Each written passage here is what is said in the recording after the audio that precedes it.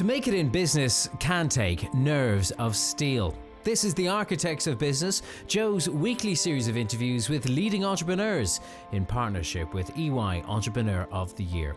I'm Tadhg Enright, and today I'll be speaking with Sean Brett, whose Steeltech Sheds are beating the competition all over Europe.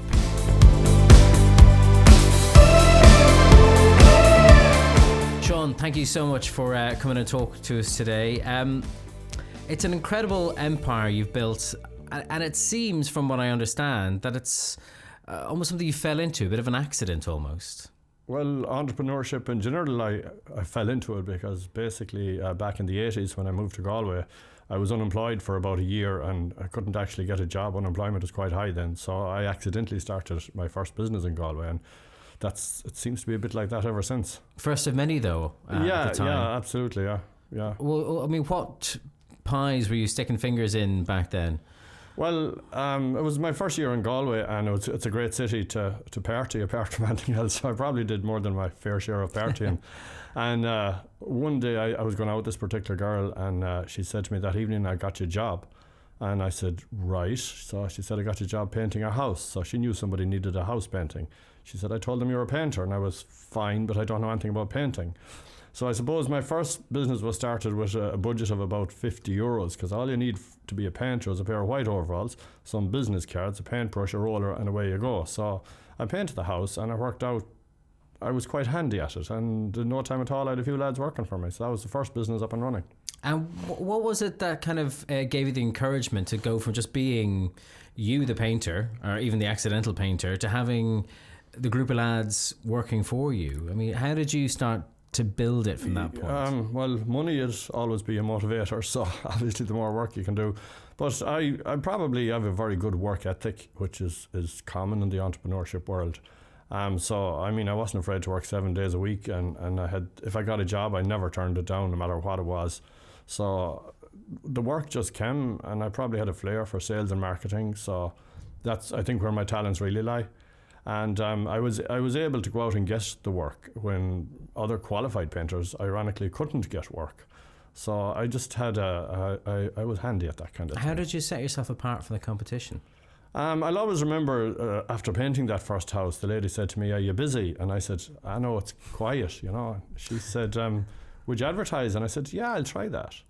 So I put an ad in the local advertiser in the classified section, and the ad said painter available. So 3 weeks later, I had no phone call, and I near enough given up. And I looked at the paper and said, there's about 50 other guys, painters available. So I said, you know what, I'll try it one more time, but this time I'll be a little bit different. So I put another ad in, and this time it said rooms painted from £15, paint included, no charge if unsatisfied. So by doing that, even though I didn't really think about it that much at the time, but by doing that, I was guaranteeing the work, don't pay me if you're not happy, and I was working really cheap. Of course, the magic word I used there was from £15. I never painted a room. So the phone started ringing, and once the phone starts ringing, it's then up to yourself to go and meet the potential client and close the deal. So it sounds simple, but it works. Well, there's a lot of people who go to school for a long time to learn how to do that, and you just kind of got there by looking at one mistake you made and correcting it. Well, unfortunately, they don't teach entrepreneurship in schools, so I don't think that is something you can learn in school. And I won't say it's something you're born with, but you kind of grow up with it. And I left school quite early, so I was quite creative, and a little bit of creativity is a good thing in business. Join the dots for me, though, between painting houses to building sheds, because I'm not sure I quite see the link. It's a bit of a stretch. The painting business went quite well for a number of years, and my next business was selling coal. And again, one of the odd things about any business is I knew absolutely nothing about them before I started. So one day I thought, how hard can that be? I seen lads going door to door selling coal. So I went to the local wholesaler and I said, how much is a ton of coal? So I quickly realised you could profit margin of around €4 on a bag of coal. So I thought, that can't be hard. And were things not busy with the painting? In the winter time, the painting got quieter, and I was starting to get tired of it anyways, because painting, I just got a bit bored with that. So I was looking for something else. sometimes I can wander off in too many different directions, but I'm trying to control that. Yeah, I'm trying to spot the pattern here now. So Yeah. okay, so I get the coal. You saw people selling coal while you were painting houses, and you said, "Well, I'll get into we were that." quieter in the winter time because Yeah. you couldn't do outside work. And then when so. you sold them coal, they needed somewhere to store it. Is that how we get to the sheds? Yeah, we're definitely getting there. Yeah, so then I sold the painting and decorating business and concentrated on the coal business, which was built up into quite a substantial business. And that's where we see the gap in the market for the shed business, because delivering coal into people's houses, you'd see timber sheds. People might be on after getting a new timber shed. Within a week or two, the door wouldn't close. Within a year, the roof was leaking. So we thought there's got to be a better way. And round about the same time, a lot of people were getting new oil tanks. They had the old square steel oil tank and they were starting to leak, so they were replacing them with plastic tanks. So we'd be delivering coal. At the end of the evening, we'd have an empty truck, ideally, and you'd see these oil tanks. So you'd suggest to the customer that, do you want that taken away? And they'd be delighted to get it taken away. So we'd charge a small fee for that. And we ended up with a whole load of these steel oil tanks. So following summer, we said, what we're going to do with all these steel oil tanks? So I came up with a great idea. We'll just turn them into coal bunkers. Were you recycling? Oh no, Yeah. coal bunkers. Yeah, turn the steel oil tank. They were square shaped. They were perfect for a coal bunker. So you just chopped them up, re-welded them, put a door on the top and a hatch on the bottom, and there was your coal bunker. So that was the beginning of Steeltech. That was the beginning of the steel business, and I was fortunate. I had guys working with me who were really talented in that area. So that went well. And then we thought, at the same time we're looking at these timber sheds and just joining the dots. We says, why don't we make a steel shed? So that's where it started. And the rest of it. We never looked back. Yeah. Listen, take me back to a little bit earlier, because most people don't roam around spotting business ideas and executing them in the way that you managed to. Was there any bit of entrepreneurialism in your family when you were growing up? Well, I come from a farming background, and I think every farmer in his own way is an entrepreneur, and just to survive has to be fairly smart and work hard. They're always throwing problems. Even this year we see the drought is causing them significant problems. So brought up on a farm, every day of the week there's problems, there's issues and there's opportunities. So you're seeing it around the dinner table. As I say, it's not taught in our schools, so where else are you going to learn it except at home? And I was probably fortunate. My parents encouraged us. So from, I think we were age about 7, my brother was about 8, and at that stage we had a pig farm, so they gave us a loan, and we bought our first piglet.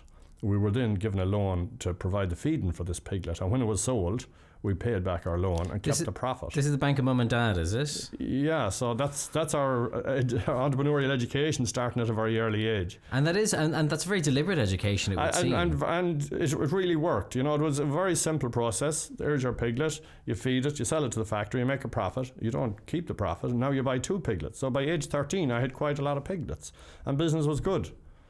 Only thing was I hated pigs. so what did they ever do to you? I just didn't like farming. So I sold my pigs and started my second business at age 13, which was apple trees, because I always liked horticulture. So I bought 18 apple trees. Unfortunately, they didn't produce any apples. So the second business, that was the first lesson. The second business didn't work out too well. But entrepreneurship was taught at home. That's where we learned it. Yeah, because I know it's something you talk a lot about. You don't believe it's taught adequately in schools. No, not at all. No. I think there's a gap. The education system, it's something I feel quite strongly about. Something like coding, there's a massive scarcity across the world for people with computer science, and coding is not even taught in secondary schools. Finance in general is something that everybody needs in their lives, no matter what line of work they're in. And there's very little education on how to handle your finance. And of course, entrepreneurship is unheard of in our education system. Because you touch on something there, which I think is quite telling. In a bygone era when the average person was a bit more of a hustler, shall we say, in terms of just scraping a living. You got into business almost by accident. And in the modern age where lots of us are going out looking for safe jobs, you almost put entrepreneurship on this kind of special pedestal as if there's some kind of secret sauce to it, when really it's just about buying and selling things and hopefully at a profit. There's a couple of essential ingredients. I mean, creativity is very important. So having an open mind and thinking differently and not being afraid to have an opinion, not going with the crowd is very important, and a good work ethic. If you're not prepared to work hard and put the hours in and have some kind of vision that there's light at the end of the tunnel, They're essential ingredients in the entrepreneurial world. But the safe job,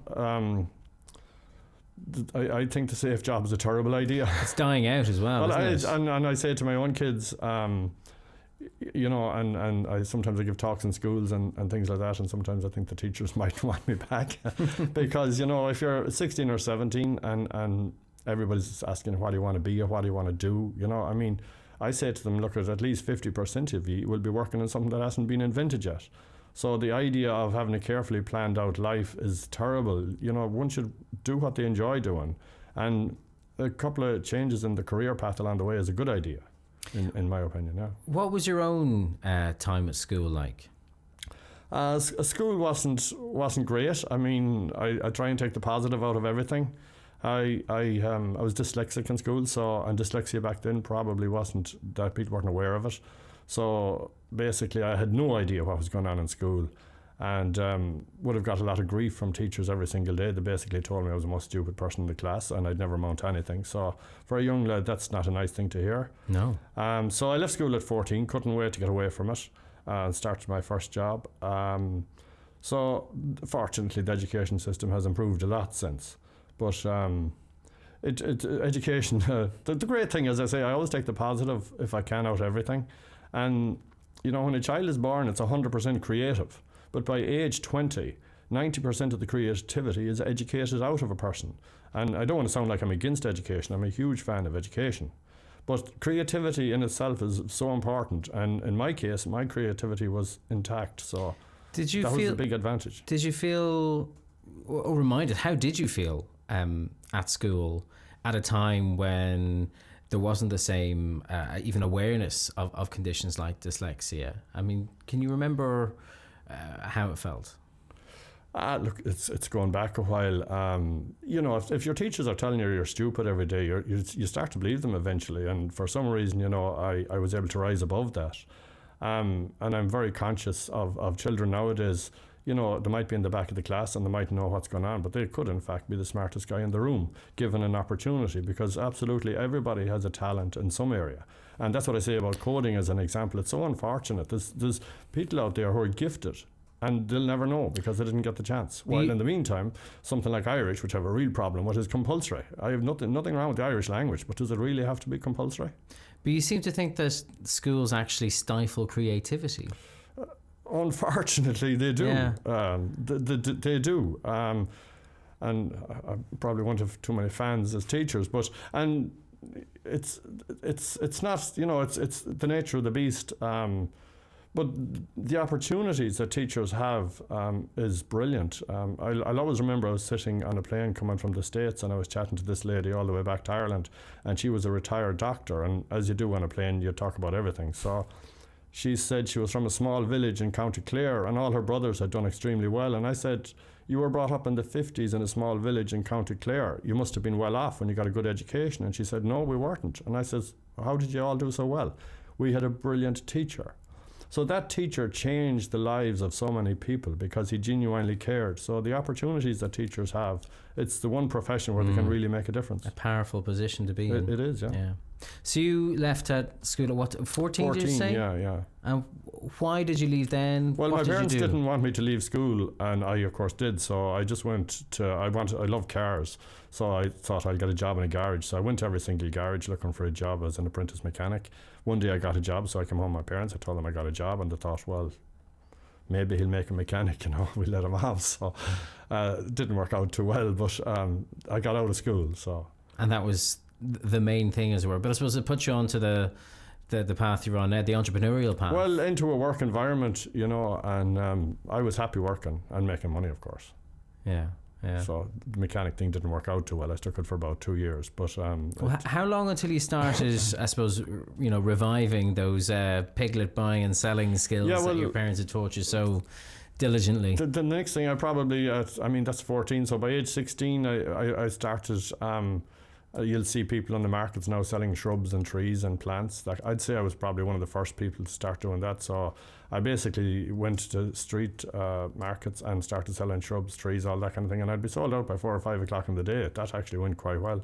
So that was did that for a while, and I was always wheeling and dealing with cars and all kinds of things. So, but it wasn't always entrepreneurialism. You were taking jobs in the meantime. So it doesn't sound like you were kind of maybe convinced that you could strike out by yourself. I probably didn't even know what the word entrepreneurial meant back then. You know, my focus was just making money, and that was it. Like, you know, I mean, years later before I started to say, you know, I'm an entrepreneur. Like, so. It evolved.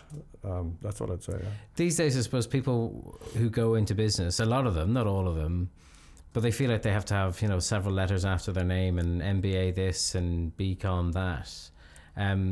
You know, you've gotten to where you've gotten to through the university of your life. Do you think is there too much of a focus on academic education? It depends on the individual. You know, academic education is for certain people, and in Ireland right now, and Britain the same, there is this focus on sending all children to third level schools, whereas the rest of Europe don't have that focus, and it's ridiculous. Why would you be sending kids to school that have no particular academic hunger? They want to be, you know, they're good with their hands, they're good with a trade, they can be carpenters, electricians, plumbers, welders. There's a massive gap in the market, and those are good jobs. They're great jobs, and the people are doing what they're good at, and there's great opportunity as well for starting a business if you have any of them trades. So there should be more focus on trades and not trying to push the kids into third level that don't even want to go there. And there's a little bit of snobbery around that, where people think, oh well, my Johnny, he's got so many points and he's doing this and he's doing that. And if they actually talk to their kids and they're going to third level school, 60% of them are on the phone looking at Facebook while the lecturer is there. Like, you know, I mean, I'd never last as a professor because I'd be saying, get off the phone while you're here, you know. And it's party, you know, and that's what they do for a couple of years, and the parents are paying for this when probably the real talent is a trade. So it's not for everybody. So how do you spot entrepreneurial skills in a youngster, even in a grown-up? I mean, if you're trying to screen potential candidates for the next big business thing, what are the traits you think an entrepreneur really has to have? Well, it's you know, there's a debate there. Are we born entrepreneurs, or can you become an entrepreneur? And I believe you can become an entrepreneur. So there's essential ingredients. As I said earlier, the work ethic. You got to be prepared to work. You know, this idea of finishing at 5 in the evening or 6, you know, or not working Saturday or Sunday, that does not exist in the entrepreneurial world. So you got to have the work ethic, and have a passion for something. I mean, if you're doing something you enjoy, you don't see it as work. And then there's a financial aspect. If you want to make money, and trust me, a lot of entrepreneurs lose money.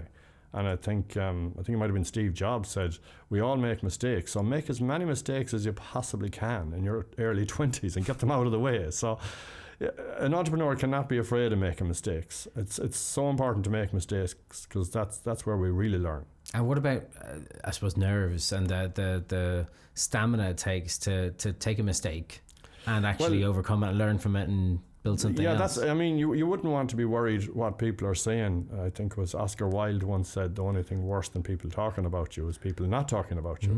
So if you make a mistake and you lose everything and you fail miserably and everyone's talking about you, don't pay the slightest bit of attention, because the knowledge you have learned along the way, and you will bounce back with determination. You will always come back, and you will get there eventually. Some of the greatest successes, I guarantee you, have had huge losses as well. There's nobody gets there without making lots of mistakes. Yeah, we're full of inspirational quotes today. Steve Jobs, Oscar Wilde. Give us a Sean Brett original, will you? When did you realise you were on to something really big with Steeltech? What was that kind of moment? I suppose Steeltech, it grew slowly, and a solid business. And, you know, the very first day I remember when we came up with the name Steeltech Sheds, and we were putting a sign up in the garden, and the sign wasn't even up. I was holding the sledge, and a car drove in, and he was our first customer, and he bought a shed, and he was really happy with the product, and that gave us a great inspiration to continue. And because it was something new, it was unique, there was nobody else doing this, so back then we didn't have much competition, so it wasn't a hard sell, and the business continued to grow. So I still see it as a company that's in its infancy. Really? There's a lot of potential out there. And how long has it been on the scene at this stage? 24 years 24 years. Yeah. So it's just in its 20s, quite literally. Well, yeah, but the best years are yet to come. Yeah, there's so much opportunities out there and so much potential. Listen, for those who don't know an awful lot about the kind of the market in which you operate, I mean, certainly for me, when I was reading up on what you do, you know, steel sheds, I wouldn't have necessarily thought it was that revolutionary, but it seems like it has been, and it was at the time. Yeah, well, I suppose the big thing with it is it's maintenance free. It has a 10-year guarantee, so there's lots of advantages, unlike the traditional timber shed that you got to paint every year. But it's evolved. It started with just a simple steel shed, steel garages. Now we're doing a lot more of the home offices and the architecturally designed offices, garden chalets, 1 and 2 bed chalets, greenhouses. So a lot of other products and new products all the time. So it's kind of out. How do you classify it? Outbuildings, garden buildings, or garden rooms, I suppose. You know, sheds and garden rooms. Yeah. So. And, you know, we're even starting to, and we're trying to stay away from the housing, but we did one recently down in Cork. It was a 3-bedroom house, and the shell goes up in one day, and then carpenters, electricians come back, and the whole thing is finished in a week. So there's potential there for growth is massive.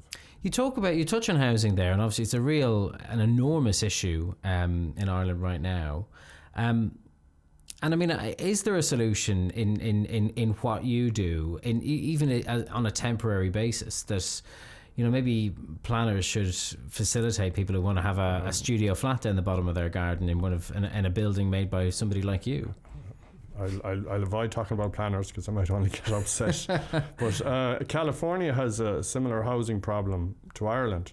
And they've recently changed the laws over there where you can now put a 1 or 2 bed chalet into your garden without planning permission.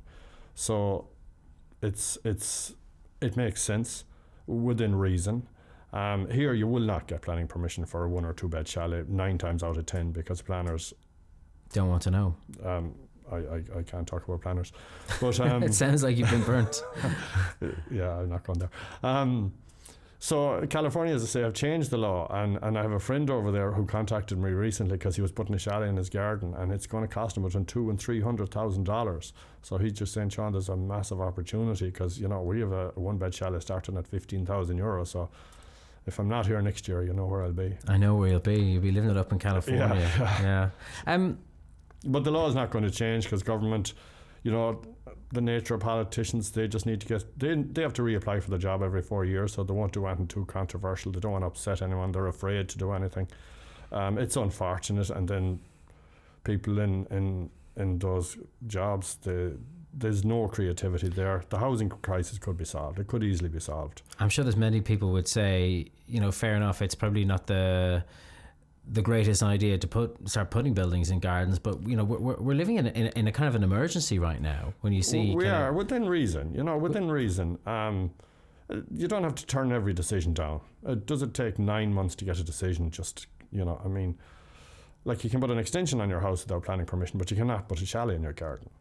It doesn't make a lot of sense. And as I said, they've done it in California and it's working. So they have identified the problem and they've come up with a solution. It's one solution. There's a lot of different solutions out there. Loads of people with loads of ideas, but getting people to change, politicians, not easy. Sean, forgive me, I'm not sure if you think this might sound a bit blunt, but would you say you kind of were making Steeltech Sheds up as you went along? Or was there... Look, you could say we're making it up as we go along, but innovation is crucial in any business. And without innovation, a business will go backwards.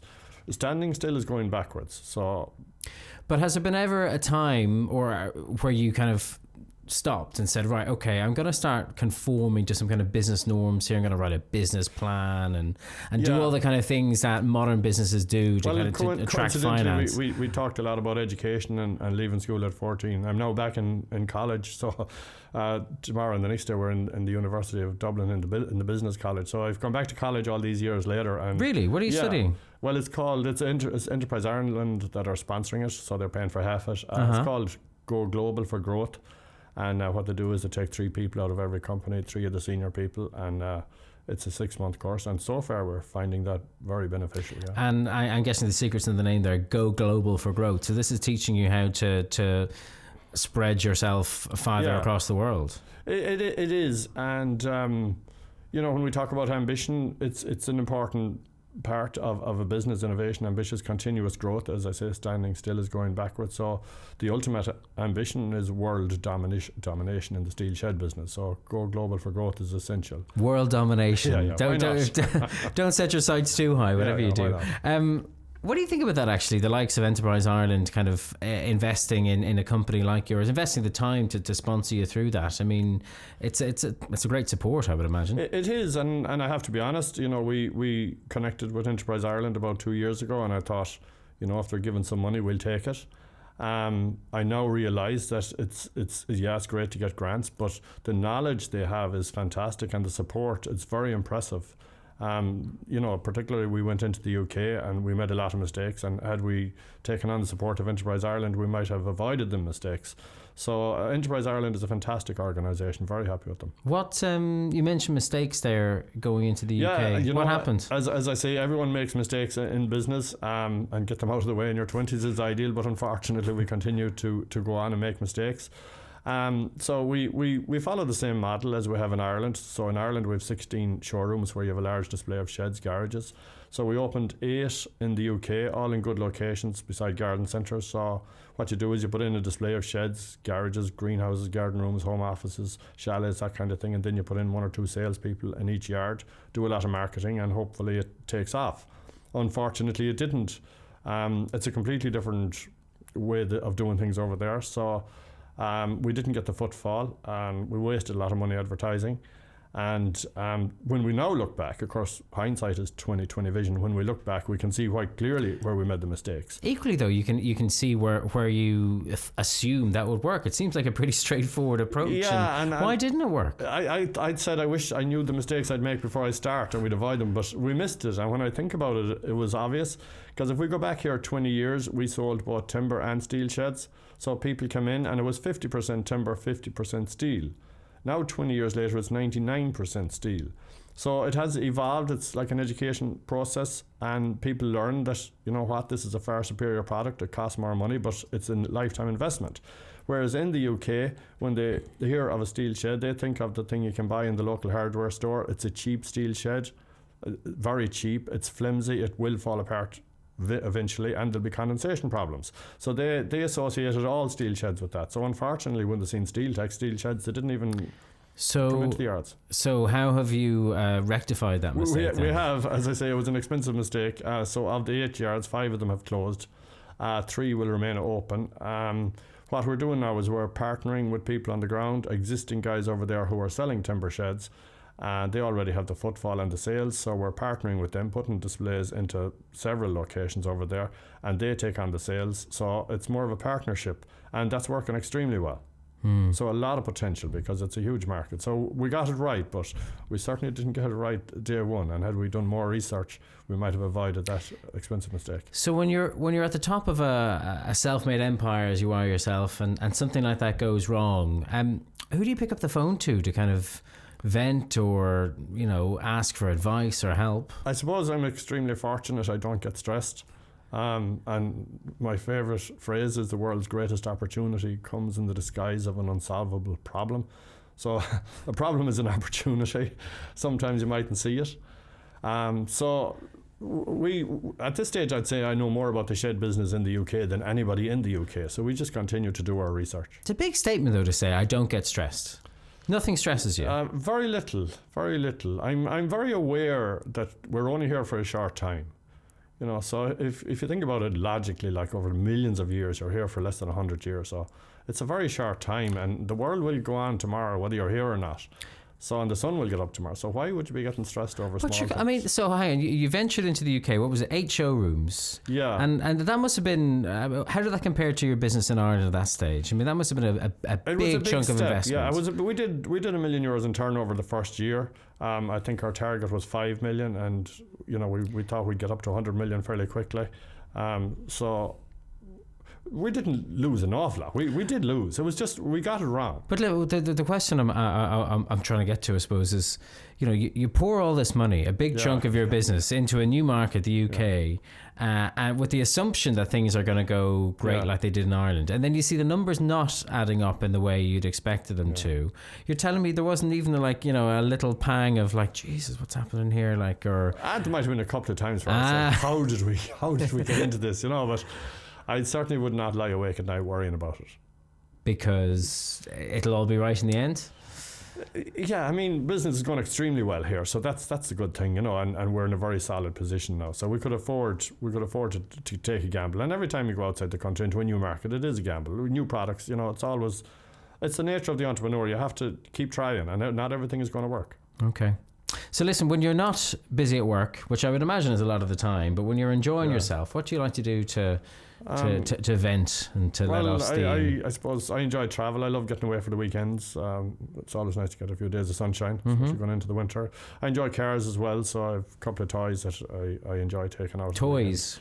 We're not talking about Toyota Corollas here, are we? No. Well, I like vintage cars, and I suppose the Cannonball is coming up this weekend, and there's a lot of supercars there, so I have great interest in that kind of thing, and Formula 1. And what kind of toys do you have then? I'm not sure I should say. Come on.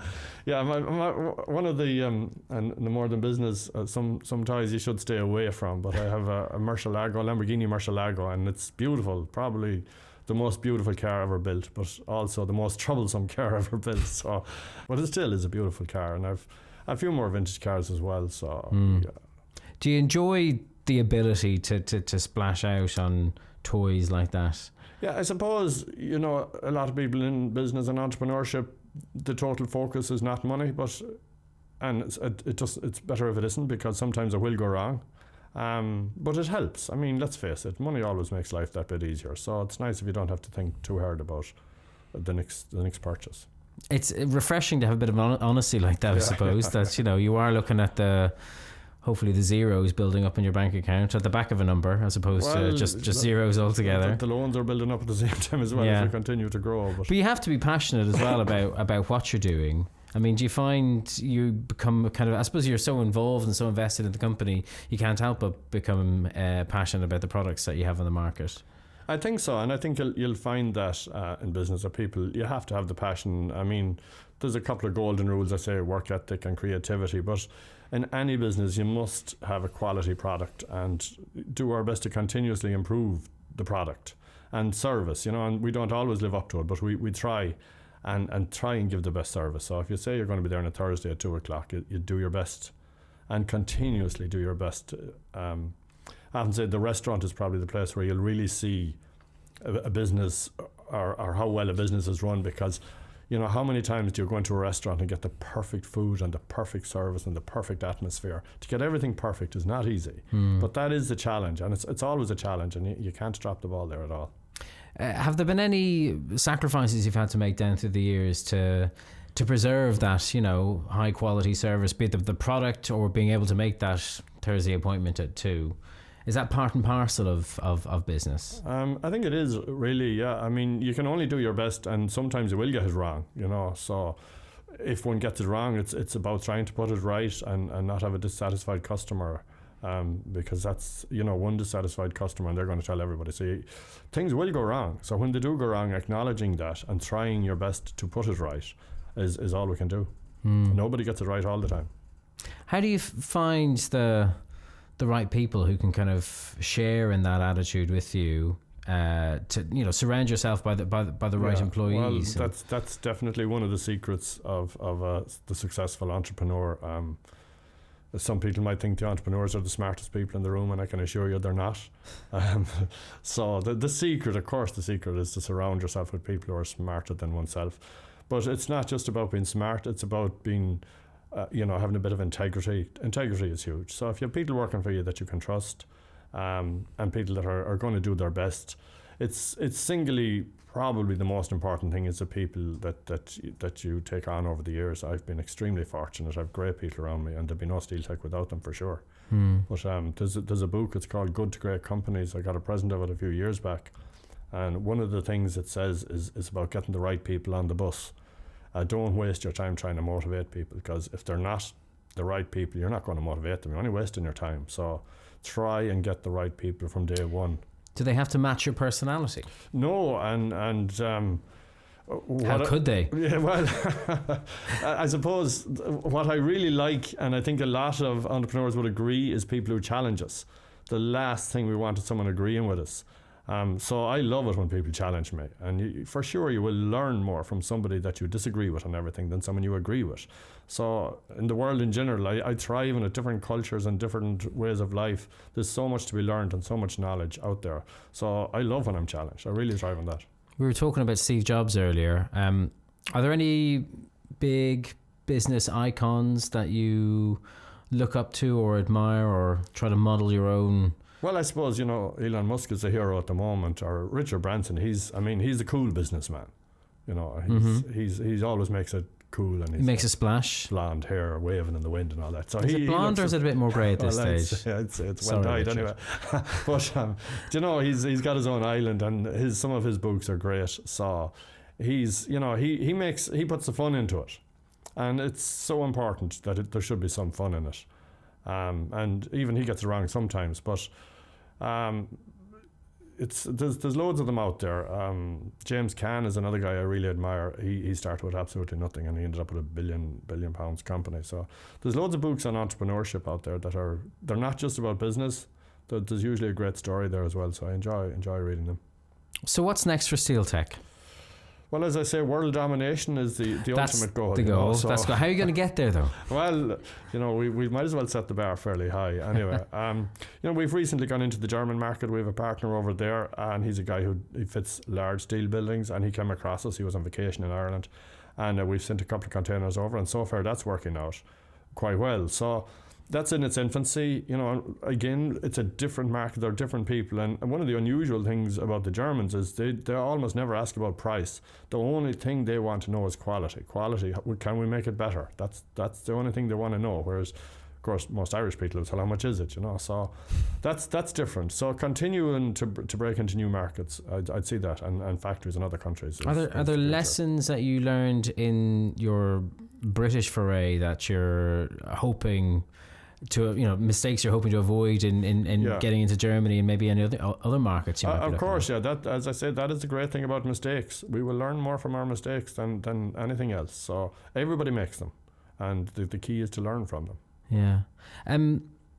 What about how are you, I suppose, capitalising on that different desire from the German consumer for quality rather than price? Well, that's the ideal customer, really, because you can have a bigger margin for a start.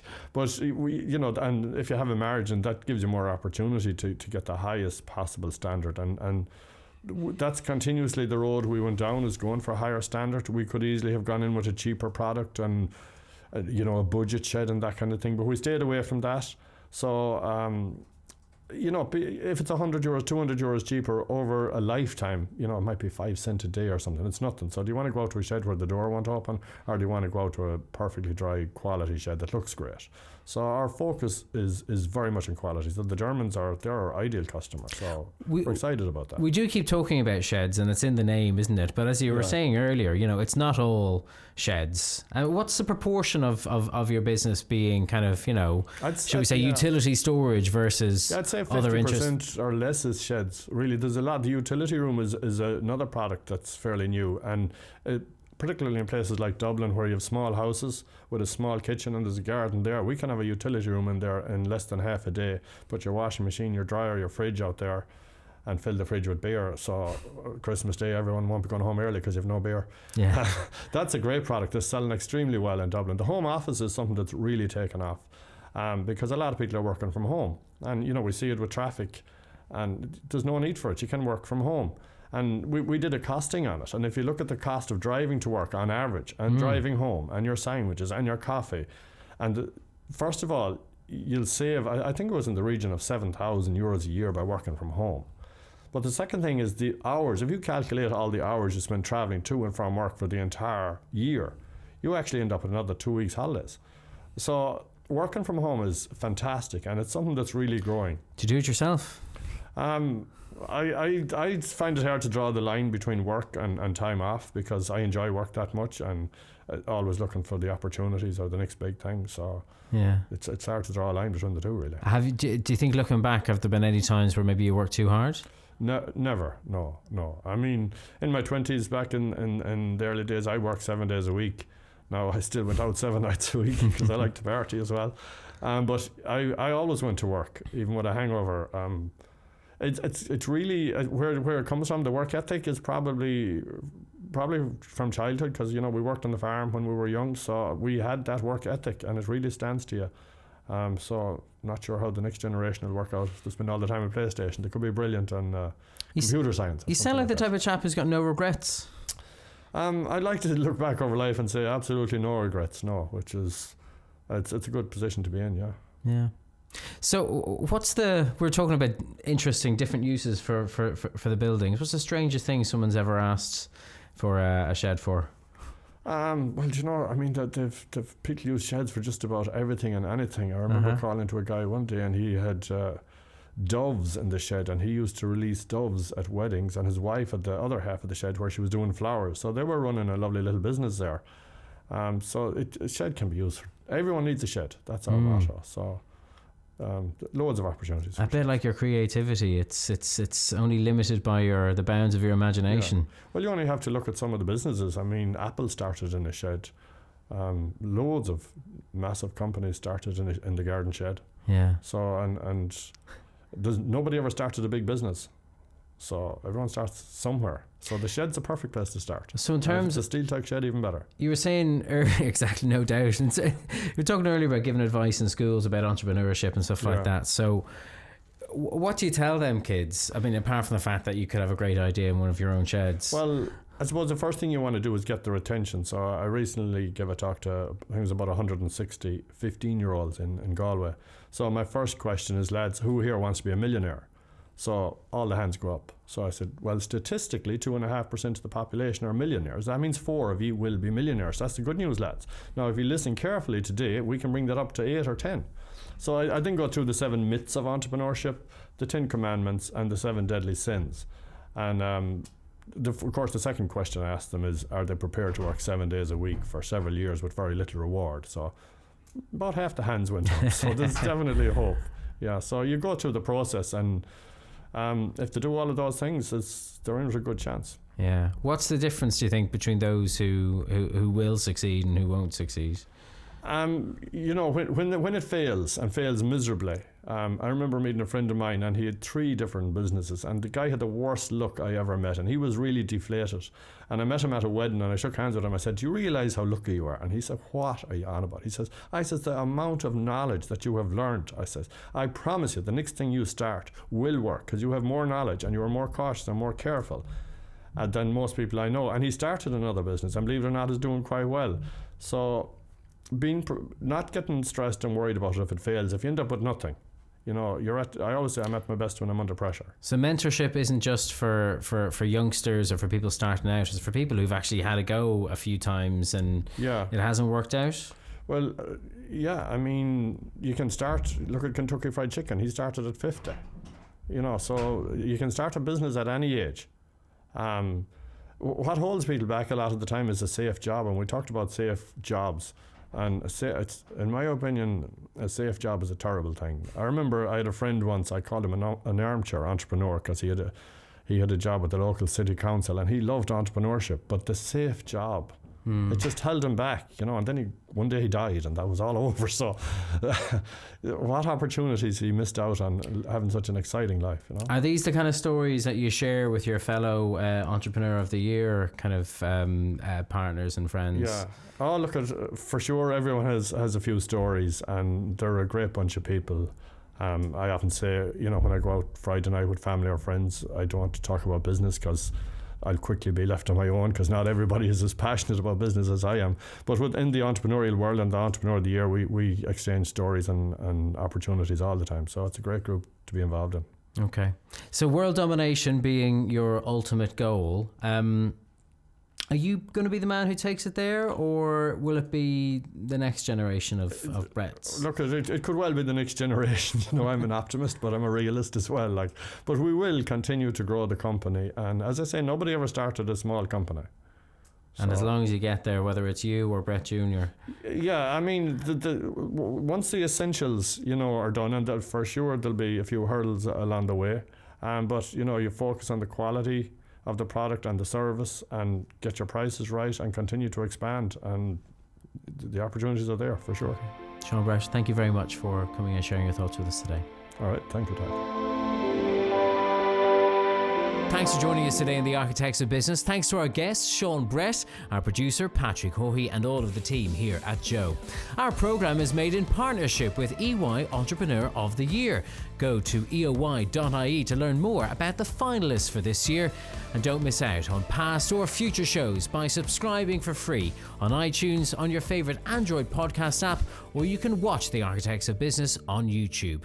While you're at it, check out some of Joe's other podcasts, including the GAA Hour and our movie show, The Big Reviewski. I'm Tadhg Enright. Thank you so much for being with us today, and I hope to see you again very soon. Bye-bye.